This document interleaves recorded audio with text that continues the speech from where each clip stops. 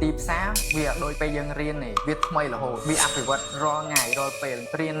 ខាង design ហ្នឹងគិតថាខ្លួនឯងអត់សូវមានដងទេហ่ะក៏គិតថាខ្លួនឯងធ្វើវាអត់សូវល្អដែរប៉ុន្តែដល់ពេលដែលយើងហ៊ាន challenge ខ្លួនឯងយើងទៅសារជ្រាវជ្រានរៀនលើសពីសាលាបរិញ្ញាយើងណាហើយបន្ទាប់មកក៏យើងចូលធ្វើការបន្ទាប់ពីចូលធ្វើការវាមានអីប្លែកជាច្រើនដែលស្ទឹងថាវាលើសពីសាលាបរិញ្ញាយើងណាមានន័យថាយើងធ្វើតម្រូវទៅតាមទីផ្សារអញ្ចឹងទីផ្សារវាដូចពេលយើងរៀននេះវាថ្មីរហូតវាអភិវឌ្ឍរាល់ថ្ងៃរាល់ពេលអញ្ចឹងវាថ្មីរហូតអញ្ចឹងយើងត្រូវការរកអីថ្មីដោយសារយើងធ្វើច្រើនក៏យើងកាន់តែយល់ពីខ្លួនឯងអភិវឌ្ឍខ្លួនឯងមានថាបើសាលាបើ design គេបរៀនថារបៀបធ្វើយើងអីចេះទេប៉ុន្តែដល់ពេលយើងចូលប្រឡូកជាមួយនឹងការងារមែនតើគឺវា